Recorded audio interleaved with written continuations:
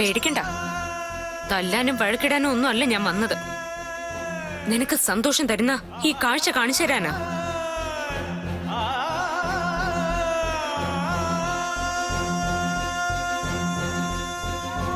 എത്ര കാലം ഈ കസേരയിൽ ഇരിക്കണോന്നറിയില്ല. അത്രയും കാലം ഏട്ടനെ ഈ അവസ്ഥയിലാക്കിയവർക്ക് സന്തോഷിക്കാം. കണ്ടോ ഗിരി, ഞാൻ ഇപ്പൊ പറഞ്ഞ നാവെടുത്തതല്ലേ ഉള്ളൂ. ഇവള് പറയുന്നത് ഗിരി കേട്ടോ? അതെ, നീലിന് ഇങ്ങനൊരു അവസ്ഥ വന്നതില് എല്ലാവർക്കും വിഷമമുണ്ട് എന്ന് കരുതി മുന വെച്ചുള്ള സംസാരമൊന്നും വേണ്ട. നിനക്ക് എന്തറിയാം? കൊല്ലാനാ കാശ് കൊടുത്തു വിട്ടത്. എനിക്ക് യോഗം ഉള്ളതുകൊണ്ട് ഇങ്ങനെയെങ്കിലും തിരിച്ചു കിട്ടി. മോനെ, എടാ നീലെ, നിന്നെ ഈ അവസ്ഥ കാണേണ്ടി വന്നല്ലോടാ. സാരമില്ല അച്ഛാ, ജീവൻ തിരിച്ചു കിട്ടിയല്ലോ, അത് തന്നെ വലിയ ഭാഗ്യം. ഈ കാഴ്ച കാണുമ്പോ ചിലര് സന്തോഷിക്കുന്നുണ്ട് അച്ഛാ. അതവര് പുറത്ത് കാണിക്കുന്നില്ലെങ്കിലും എനിക്കത് കാണാം. അവർക്ക് തൃപ്തി ആയിക്കോട്ടെ എന്ന് കരുതിയാ വീട്ടിലേക്ക് പോകുന്ന വഴിക്ക് ഇവിടെ കയറിയത്. നിന്നെ ഈ അവസ്ഥയിലാക്കിയത് ആരായാലും അവരനുഭവിക്കും. മനസ്സുരുകിട്ടാ ഞാൻ ശപിക്കുന്നേ.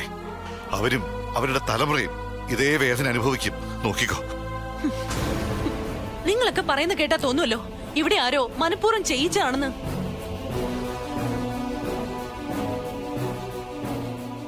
ഇവൾക്ക് ഭ്രാന്ത. എന്ത് സംഭവിച്ചാലും അത് ഞാൻ ചെയ്തതാണെന്ന് തോന്നുന്നത് അതുകൊണ്ടാ. പോയി നല്ലൊരു സൈക്കോളജിസ്റ്റിനെ ചെന്ന് കാണ്. എന്നിട്ട് കൗൺസിലിംഗ് നടത്ത്. അല്ലാതെ രക്ഷയില്ല. സൈക്കോളജിസ്റ്റിനെ ഞാൻ കാണുന്നുണ്ട്. കൗൺസിലിംഗ് നടത്തും. ഇപ്പോഴല്ല, പിന്നീട്. അതിനു മുമ്പ് ചെയ്യേണ്ടതൊക്കെ ഞാൻ ചെയ്യും. ഈ പറഞ്ഞതില് ഒരു ഭീഷണിയുടെ സ്വരമുണ്ട്. നിങ്ങൾക്ക് കഷ്ടകാലം വന്നതിന് ഞങ്ങൾ എന്ത് പഴിച്ചു? അങ്ങനെ ചോദിക്കുക ഗൗരി. ഇവിടെ നിറങ്ങിപ്പോവാൻ നമ്മളാരും പറഞ്ഞിട്ടില്ല. ഞാൻ പറഞ്ഞ ഒരു വാക്കിൽ കയറി പിടിച്ച് വാശിക്ക് പെട്ടിയും കിടക്ക എടുത്തിറങ്ങി. നീലിനെ പോലീസ് കസ്റ്റഡിയിൽ എടുത്തപ്പോ സിനിമ പോയി. അതിന് ഇവളെ ഇവിടെ വന്നുണ്ടാക്കിയ ബഹളമൊന്നും ഞാൻ മറന്നിട്ടില്ല. കുടുംബം നോക്കാൻ നീലി ജോലിക്ക് പോവാൻ തീരുമാനിച്ചത് എന്റെ തെറ്റാണോ? അപ്പൊ ഒരു ആക്സിഡന്റ് ഉണ്ടായി. ടിപ്പർ വന്നിടിച്ചു. ഇതൊക്കെ നിന്റെ യോഗങ്ങളാ, അനുഭവിച്ചേ പറ്റൂ. ടിപ്പർ വന്നിടിച്ചു. വന്നിടിച്ചത് ഏത് വാഹനമാണെന്ന് ഏട്ടന് പോലും ഓർമ്മയില്ല. പക്ഷെ നിനക്ക് കൃത്യമായിട്ട് അറിയാം അതൊരു ടിപ്പർ ആയിരുന്നുവെന്ന്. അത് പിന്നെ പറഞ്ഞു കേട്ടതാ, അല്ലാതെ എനിക്കെങ്ങനെ അറിയാനാ? മിടിക്കാ നീ. എല്ലാം കണക്ക് കൂട്ടി ചെയ്യുന്നവള്.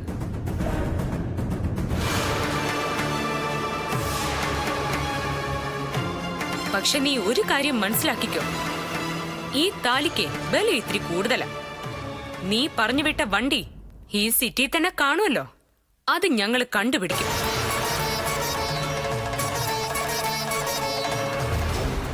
ഓടിച്ചവനെ കൊണ്ട് സത്യം പറയിക്കുകയും ചെയ്യും. പിന്നെ നിന്നെ തേടി വരുന്നത് പോലീസ് ആയിരിക്കില്ല, ഞാനായിരിക്കും. ഓർത്തിരുന്നോ ആ ദിവസത്തിന് വേണ്ടി. വിടടി.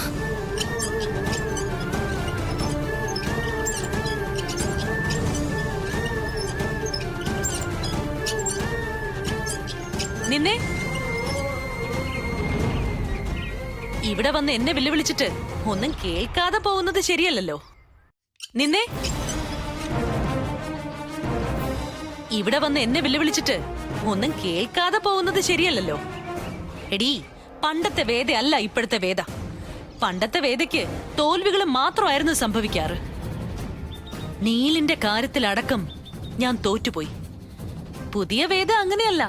ജയിക്കുന്ന കളി മാത്രമേ പുതിയ വേദ കളിക്കാറുള്ളൂ. ദൈവം എന്റെ കൂടെ ആയതുകൊണ്ടാവും ഞാൻ കളിക്കുന്ന എല്ലാ കളികളും ഇപ്പൊ ജയിക്കാറാ പതിവ്. ജയവും തോൽവിയൊക്കെ തീരുമാനിക്കാനുള്ള സമയമായോ? നിനക്കേ കുറച്ച് തിടുക്കം കൂടുതലാ. വെയിറ്റ് ചെയ്യ. കുറച്ചുനാള് ക്ഷമയോടെ കാത്തിരിക്കെ. പരാജയത്തിന്റെ പടുകുഴിയിലേക്ക് നിന്നെ ഞാൻ വീഴ്ത്തി കാണിച്ചു തരാം. നിന്നെ ഞാൻ സമ്മതിച്ചു തന്നിരിക്കുന്നു. പാതിച്ചത്ത ഭർത്താവിനെയും കൊണ്ട് വരുമാനം പോലും ഇല്ലാത്തൊരു ജീവിതത്തിലേക്ക് പോകുമ്പോഴും ഇങ്ങനെയൊക്കെ പറയാൻ പറ്റുന്നുണ്ടല്ലോ. നീ വിഷമിക്കൊന്നും വേണ്ട. ഒന്നുമില്ലെങ്കിലും കുറെ കാലം എന്റെ പുറകെ വാലാട്ടി നടന്നവനല്ലേ ഈ ചക്രക്കസേരയിൽ നിന്ന് ഇറങ്ങുന്നത്. കാശ് വല്ലതും വേണമെങ്കിൽ പറയണം, ഞാൻ എത്തിക്കാം. കടമായിട്ട് പോലും കണക്കാക്കണ്ട. ദാനം, ദരിദ്രർക്ക് ഞാൻ തരുന്ന ദാനം തിരിച്ചു പോലും തരണ്ട. ആ കാശ് നീ ഏതെങ്കിലും കാണിക്കവെഞ്ചിലിട്. എനിക്ക് വേണ്ട. എടി, ആരോഗ്യമുള്ളിടത്തോളം കാലം എന്നെ തോൽപ്പിക്കാൻ ഒരുത്തിക്കും പറ്റില്ല. എനിക്ക് എണീറ്റ് നിൽക്കാൻ ശേഷിയുണ്ടെങ്കിൽ ഏട്ടനെ കഷ്ടപ്പെടേണ്ടി വരില്ല. ഒരിക്കലും, ഒരു കാലത്തും. ഞാൻ നോക്കും നല്ല അന്തസ്സായിട്ട്. നോക്കണമല്ലോ, അത് നിന്റെ ബാധ്യതയല്ലേ? എടി, അഹങ്കാരം കളഞ്ഞ് താഴെ ഇറങ്ങി വാ. ഒരു ഒത്തുതീർപ്പിന് ഇപ്പോഴും ഞാൻ തയ്യാറാ. വാടക വീട്ടിൽ കിടന്ന് നരകിക്കണ്ട നിനക്ക്. ഞാൻ തരാം ചെല്ലും ചെലവും, നിനക്കും നിന്റെ ഭർത്താവിനും, പിന്നെ ഭാവിയിൽ നിനക്കുണ്ടാകാൻ ഇടയുള്ള കുട്ടികൾക്കും. എന്റെ വക ഫ്രീ ഭക്ഷണം, ഫ്രീ ഡ്രസ്, പിന്നെ പോക്കറ്റ് മണി.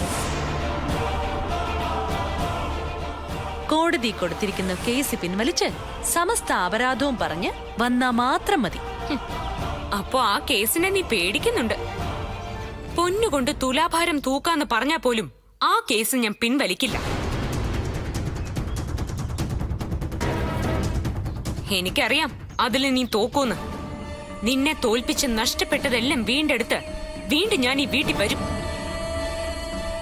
അന്ന് നിനക്ക് എന്തെങ്കിലും പറയാനുണ്ടെങ്കിൽ നീ ഒരു കടലാസിൽ എഴുതി വാതിൽപ്പടിയിൽ വെച്ചാ മതി. ഞാനത് സാധിച്ചു തരാം. എന്ന് വെച്ചാ ഞാൻ വന്ന് നിന്റെ കാലിൽ വീഴണോന്ന്? വീഴണമെന്നല്ല, വീഴ്ത്തും. അതിനാടി ഇനി എന്റെ ശ്രമം. പാവൻ നീല്, ഇത്ര വിവരദോഷിയായ ഒരു പെണ്ണിനെ കെട്ടുന്ന ആരും ഈ അവസ്ഥയിലാവും? എന്റെ ഭർത്താവിന്റെ അവസ്ഥ ഓർത്ത് നീ സങ്കടപ്പെടണ്ട. അയ്യോ, സങ്കടപ്പെട്ടതല്ല, ഞാനൊന്ന് സഹതപിച്ചതാ. നീയും നിന്റെ ഭർത്താവും ഒക്കെ വലിയ പുള്ളികളാണെന്നൊക്കെ എനിക്ക് നന്നായിട്ട് അറിയാം. ഞാൻ ആര്? ഒരു പാവം. അപ്പോ എങ്ങനെയാ? ഈ കാല് വെച്ചാണോ ഇനി അഭിനയിക്കാൻ പോകുന്നത്? വികലാംഗന്റെ റോളൊക്കെ തകർത്ത് അഭിനയിക്കാൻ പറ്റും. ഓ, അഭിനയം വേണ്ടെന്ന് വെക്കാൻ തീരുമാനിച്ചിരുന്നല്ലോ അല്ലേ? ജോലിക്ക് കയറാൻ വേണ്ടി പോകുമ്പോഴായിരുന്നല്ലോ ആക്സിഡന്റ്. ഞാനതങ്ങ് മറന്നു. ഈയിടെയായിട്ട് മറവി ഇത്തിരി കൂടുതലാ. സാരമില്ല, മരുന്ന് കഴിച്ച് ശരിയാക്കാം. കഴിക്കുന്ന കൂട്ടത്തിലെ അഹങ്കാരം കുറയ്ക്കാനുള്ള മരുന്ന് കൂടി ഞാൻ കഴിച്ചേക്ക്. അല്ലെങ്കിൽ വേണ്ട, അത് അങ്ങനെ തന്നെ ഇരിക്കട്ടെ. ആവശ്യം വരും. ഇപ്പോഴല്ല, പിന്നീട്. കൊലപാതക കേസിൽ ശിക്ഷിക്കപ്പെട്ട് ജയിലിൽ കിടക്കുമ്പോ. പോട്ടെ, പോയിട്ട് ജോലിയുണ്ട്.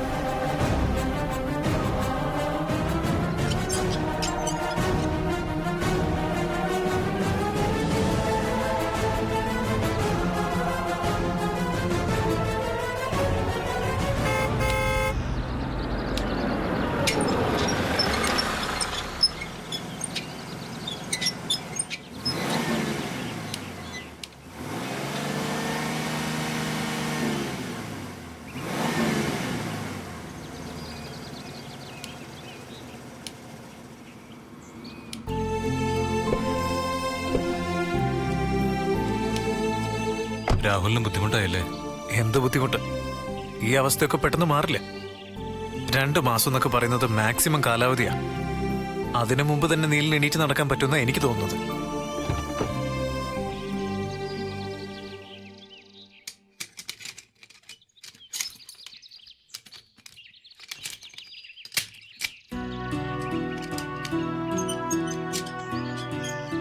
മനസ്സിന് ധൈര്യം ഉണ്ടെങ്കിൽ അതൊക്കെ സാധിക്കും. ഇവളെ കുറിച്ച് ഓർക്കുമ്പോൾ മാത്രമേ എനിക്ക് സങ്കടമുള്ളൂ. അല്ലെങ്കിൽ തന്നെ പ്രശ്നങ്ങളാ. ബാ, ഇതിനിടയിൽ എന്നെ കൂടെ സഹിക്കേണ്ട ഗതികേട് അവൾക്ക്. ഒന്ന് പറഞ്ഞു കൊടുക്ക് രാഹുലേട്ടാ, ഇങ്ങനെയൊന്നും നിരാശപ്പെടരുതെന്ന്. വന്ന വഴിക്ക് മുഴുവൻ ഇത് തന്നെ പറഞ്ഞുകൊണ്ടിരിക്കുകയായിരുന്നു. എനിക്കൊരു പ്രശ്നമില്ല. ഏതവസ്ഥയിലാണെങ്കിലും ഞാൻ ഏട്ടനെ പൊന്നുപോലെ നോക്കും. അത് ശരിയാ നീലേ. സ്വാതിയുടെ സ്നേഹത്തിന്റെ ആഴം നീല് മനസ്സിലാക്കാൻ പോകുന്ന ദിവസങ്ങളാ ഇനി വരാൻ പോകുന്നത്. അതൊക്കെ എനിക്കറിയാം. എന്നാലും ഒരെന്നാലും ഇല്ല. ഇനി അത്തരം കാര്യങ്ങൾ ഓർത്ത് മനസ്സ് വിഷമിപ്പിക്കാതെ സന്തോഷത്തോടെ ഇരിക്കുക വേണ്ടത്. ആ, മനസ്സിനിപ്പോ വേണ്ടത് ധൈര്യവും പ്രതീക്ഷയാ. അതിന്റെ കൂടെ മരുന്നും കൂടി ചേരുമ്പോ പെട്ടെന്ന് ഭേദാവും.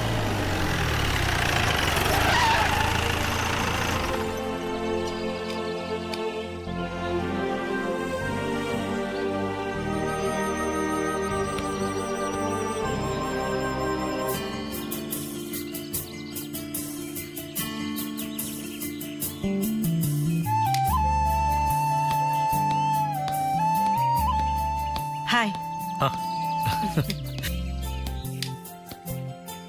ഞാൻ ആശുപത്രിയിൽ പോയിരുന്നു. അപ്പോഴാ നിങ്ങളെ ഡിസ്ചാർജ് ചെയ്ത് പോന്നു അറിഞ്ഞത്.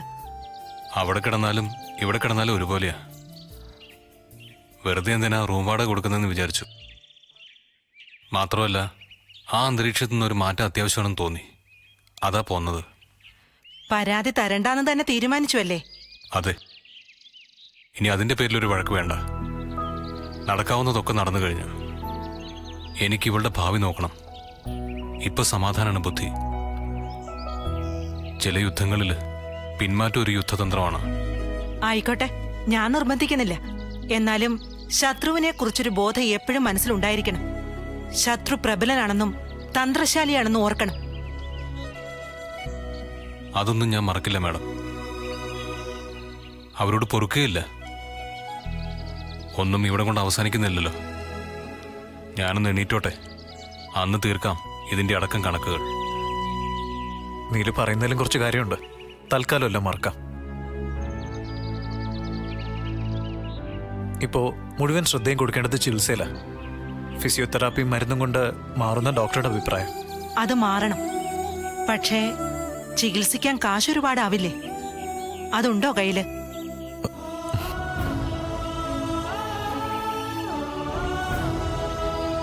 സംഘടിപ്പിക്കണം. എന്ന് വച്ചാൽ ആരോടെങ്കിലും കടം വാങ്ങിക്കണോന്നർത്ഥം. അതെ, വാങ്ങിക്കണം. എന്നാ തൽക്കാലം അങ്ങനെ വാങ്ങണ്ട. ദാ, ഇത് കുറച്ച് ക്യാഷാണ്. ഇത് വാങ്ങ. അയ്യോ മാഡം, എതിരൊന്നും പറയരുത്. കടമായിട്ട് പോലും കണക്കാക്കണ്ട. ഒരു ബന്ധവും ഇല്ലാത്ത ഞാൻ എന്തിനാ സഹായിക്കുന്നതെന്ന് ചോദിച്ചാ അതാണ് ശ്യാമളാന്ന് മാത്രം മനസ്സിലാക്കിയാ മതി. ദാ, ഇതിരിക്കട്ടെ, വാങ്ങ.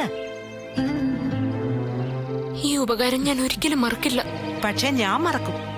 വലത് കൈ ചെയ്യുന്നത് ഇടത് കൈ അറിയരുതെന്നാ എന്റെ പോളിസി.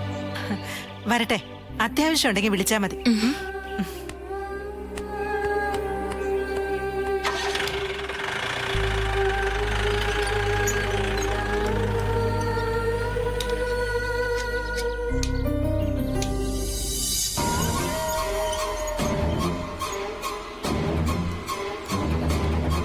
ആ അമ്മേ. നമസ്കാരം അമ്മേ. നമസ്കാരം. ഞാൻ അമ്മയെ കാണാൻ വേണ്ടി വന്നതാ. എന്തിന്? ആദ്യം അമ്മ ഈ ബാഗ് ഒന്ന് പിടിക്കേ, എന്നിട്ട് പറയാം. എന്താ ഇതില്? കുറച്ച് കാശാ. കുറച്ചെന്ന് വെച്ചാ നിങ്ങൾ ചോദിച്ചത്രേ. അമ്മയ്ക്ക് മനസ്സിലായില്ലല്ലേ? ഗൗരിയെ അമ്മയുടെ മോൻ രാജീവിനെ കൊണ്ട് കെട്ടിക്കണമെങ്കിൽ ചില നിബന്ധനകൾ നിങ്ങൾ പറഞ്ഞിരുന്നല്ലോ. ആ നിബന്ധന പാലിക്കാൻ വേണ്ടിയാ ഈ ബാഗുമായിട്ട് ഞാൻ വന്നത്. അതെ, കാശ് മാത്രമല്ലല്ലോ ഇവിടുത്തെ പ്രശ്നം. നിങ്ങളുടെ വീട്ടിലെ സ്ഥിതി തീരെ ശരിയല്ല. എന്തൊക്കെയാ അവിടെ നടക്കുന്നത്? നിങ്ങളുടെ വീട്ടിൽ നിന്ന് ഒരു പെണ്ണ് കെട്ടുക എന്ന് വെച്ചാ എന്റെ അമ്മേ, പ്രശ്നങ്ങളില്ലാത്ത ഏത് വീടാ ഉള്ളത്? എല്ലാ വീട്ടിലും ഉണ്ട് ഓരോന്ന്. ചിലത് വലുതായിരിക്കും, ചിലത് ചെറുതായിരിക്കും. കാശും പണവും ഉള്ള വീട്ടില് പ്രശ്നങ്ങൾ കൂടുതലായിരിക്കും. ഞാൻ ഗൗരിയോട് ചോദിച്ചു, രാജീവിന്റെ വീട്ടുകാര് വേണ്ടെന്ന് പറഞ്ഞ സ്ഥിതിക്ക് നിനക്ക് ഈ കല്യാണം വേണോന്ന്. അവൾക്ക് ഒരേ നിർബന്ധം, വേണോന്ന്. രാജീവിനെ അല്ല, അവൾക്ക് കൂടുതൽ ഇഷ്ടപ്പെട്ടത് അമ്മയാ. അമ്മയുടെ മരുമോളായിട്ട് ജീവിക്കാൻ കിട്ടുന്ന അവസരം ഒരു ഭാഗ്യമായിട്ടാ അവള് കാണുന്നത്. നുണയൊന്നും പറയണ്ട. ഞാൻ എന്തിനാ അമ്മേ നുണ പറയുന്നേ? അമ്മ വിചാരിക്കുന്നുണ്ടോ ഈ കല്യാണം നടന്നില്ലെങ്കിൽ ഗൗരിക്ക് വേറെ ചെറുക്കനെ കിട്ടില്ല? അതില്ല. എന്നിട്ട് എന്തിനാ ഞങ്ങൾ ഈ കല്യാണത്തിന് തന്നെ വാശി പിടിക്കുന്നത്? അത് നിങ്ങളുടെ തറവാടിത്തം കണ്ട അമ്മയെ കണ്ടിട്ടാ. എന്റെ ഭർത്താവ് പറഞ്ഞതാ ഇത്തരം കാര്യങ്ങള് വീട്ടിൽ ചെന്ന് വേണം സംസാരിക്കാനെന്ന്. അപ്പൊ ഞാനാ ഗിരിയോട് പറഞ്ഞത് ആ വീട്ടിലെ തീരുമാനങ്ങൾ മുഴുവൻ അമ്മയായി എടുക്കുന്നതെന്ന്. എന്താമ്മേ, ഞാൻ പറഞ്ഞതല്ലേ ശരി? അതെ. അത് പിന്നെ എന്നാലും ഞങ്ങൾക്കൊന്നും കൂടെ ഒന്ന് ആലോചിക്കണം. ഇനി ആലോചിക്കാൻ ഒന്നുമില്ല. അമ്മ എനിക്ക് വാക്ക് തരുന്നു, ഞാൻ ഈ ബാഗ് അമ്മയെ ഏൽപ്പിക്കുന്നു.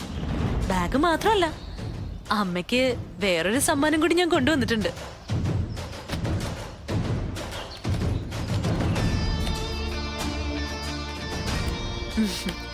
ഇത് അമ്മയ്ക്ക് നന്നായിട്ട് ചേരും. ഇടമ്മേ, ഇവിടെ വെച്ച് തന്നെ ഇട്, ഞാനൊന്ന് കാണട്ടെ. ഇടമ്മേ.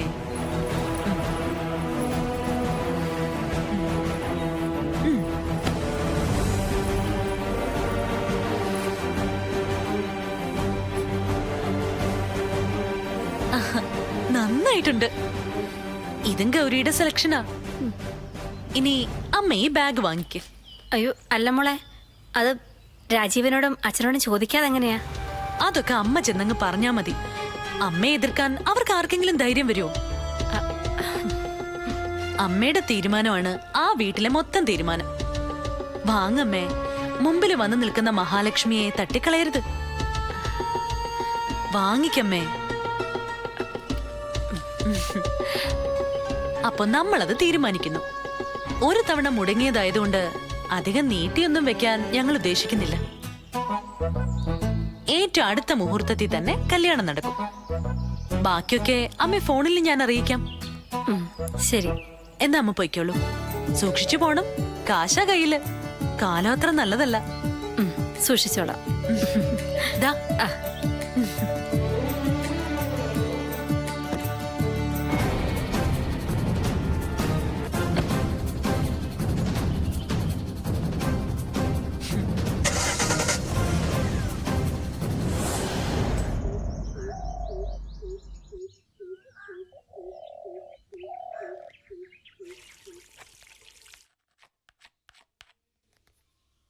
നിനക്ക് സന്തോഷമായോ? ആയി. ഈ കല്യാണം നടക്കുന്ന ഒരു പ്രതീക്ഷ എനിക്കുണ്ടായിരുന്നില്ല. വേദ കാരണം ഇത് നടക്കുന്നത്. താങ്ക്സ് വേദ. താങ്ക്സോ? നിന്റെ കല്യാണം നടത്തേണ്ടത് എന്റെ കടമയല്ലേടി. അതിന് നന്ദി പറയുന്നോ? നന്ദിയൊന്നും വേണ്ട. എന്നും ഇത് ഓർമ്മയുണ്ടായാൽ മാത്രം മതി. മറക്കാൻ പറ്റോ? ഒരിക്കലും മറക്കില്ല. എന്നും ഈ കടപ്പാട് എനിക്കുണ്ടായിരിക്കും. പക്ഷേ ഒരു കണ്ടീഷനുണ്ട്. ആരും എതിർക്കാൻ പാടില്ല. എതിർക്കില്ല എന്ന് രണ്ടാളും വാക്ക് തന്നാലേ ഞാനിത് പറയും. പറയട്ടെ? പറഞ്ഞോ, എന്താ? വാക്കുതാ. ഞാൻ എപ്പോഴേ തന്നു. ഗിരിയോ? നീ കാര്യം എന്തെന്ന് പറ. ആദ്യം വാക്കുതാ, എന്നിട്ട് പറയാം. നീ പറയാൻ പോകുന്നത് എന്താണെന്ന് അറിഞ്ഞിട്ടല്ലേ വാക്ക് തരണോ വേണ്ടോ ഞാൻ ആലോചിക്കേണ്ടത്. കണ്ടോ, ഇതാ പ്രശ്നം. ഗൗരിക്കുള്ള വിശ്വാസം പോലും ഗിരിക്ക് എന്നോടില്ല.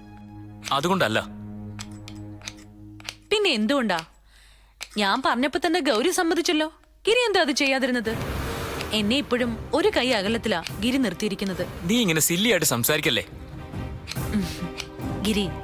ഗിരിക്ക് ദോഷം വരുന്ന എന്തെങ്കിലും ഒരു കാര്യം ഞാൻ പറയുകയോ ചെയ്യണോന്ന് ആവശ്യപ്പെടുകയോ ചെയ്യോ?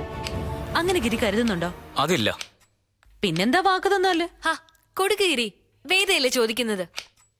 ശരി, വാക്ക് തന്നിരിക്കുന്നു. ഇനി മാറ്റരുത്. ഇല്ല. എന്നാ ഇവളുടെ കല്യാണത്തിന് നീലിനെയോ സ്വാതിയോ ക്ഷണിക്കരുത്.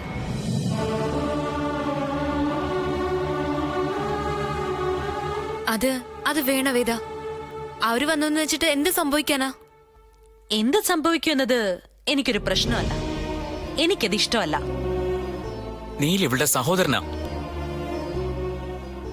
ആയിരിക്കാം. പെങ്ങളുടെ കല്യാണത്തിന് എല്ലാ സഹോദരന്മാരും പങ്കെടുക്കണമെന്ന് ഒരു പുസ്തകത്തിലും പറയുന്നില്ല. ശരി, വേണ്ട. പക്ഷെ എന്തുകൊണ്ട് വരണ്ട അത് നീ പറയണം. ശരി, വേണ്ട. പക്ഷെ എന്തുകൊണ്ട് വരണ്ട അത് നീ പറയണം. എത്രയോ പേര് വരുന്നു. ആ കൂട്ടത്തിൽ അവർ രണ്ടുപേര് വന്നാൽ എന്താ സംഭവിക്കാൻ പോകുന്നേ? നീലിന്റെ അവസ്ഥ അറിയാലോ. വീൽ ചെയറില്. കാണുന്നവരൊക്കെ ചോദിക്കില്ലേ എന്തു പറ്റിയെന്ന്? അപ്പൊ സ്വാതി എന്തായിരിക്കും മറുപടി പറയാൻ പോകുന്നത്? ആക്സിഡന്റ് പറ്റിയെന്ന് പറയും.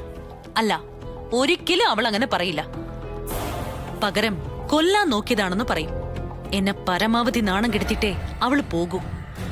ഞാൻ കാശ് ചെലവാക്കി നടത്തുന്ന ഒരു ഫംഗ്ഷന് എന്നെ പരിഹസിക്കാൻ ഒരാളും വേണ്ട. അതും എന്റെ ചെലവില്. അങ്ങനെയൊന്നും ആരോടും പറയരുതെന്ന് അവരോട് പറഞ്ഞാ പോരെ? പറഞ്ഞാ കേൾക്കുന്ന ഒരാള്. ഒരു ഭാഗ്യപരീക്ഷണത്തിന് എന്തായാലും ഞാൻ തയ്യാറല്ല. ഇവള് പോലും പ്രതീക്ഷിച്ചിരുന്നില്ലല്ലോ ഈ കല്യാണം നടക്കൂന്ന്. ഞാനൊരൊറ്റയാള് വിചാരിച്ചത് കൊണ്ടല്ലേ ഇത് നടക്കുന്നത്. അപ്പൊ ഞാൻ പറയുന്ന ചെറിയൊരു ആവശ്യം നടത്തിത്തരാനുള്ള ബാധ്യത നിങ്ങൾക്കുണ്ട്. അങ്ങോട്ടൊരു സഹായം ചെയ്യുമ്പോ ഇങ്ങോട്ടും ചെയ്യണം. അതാണ് മാന്യത. ആ മാന്യത നിങ്ങൾ ഇന്ന് ഞാൻ പ്രതീക്ഷിക്കുന്നുണ്ട്. വേദ, എനിക്ക് പ്രശ്നമൊന്നുമില്ല. അവര് വരണ്ട. ഗിരി പറയട്ടെ. ഗിരി പറഞ്ഞേക്ക്. വേദ പറയുന്നതിലും കാര്യമുണ്ട്. ശരി. എനിക്കും സമ്മതം. പക്ഷെ വല്യച്ഛൻ സമ്മതിക്കോ? സമ്മതിക്കും, സമ്മതിപ്പിക്കും.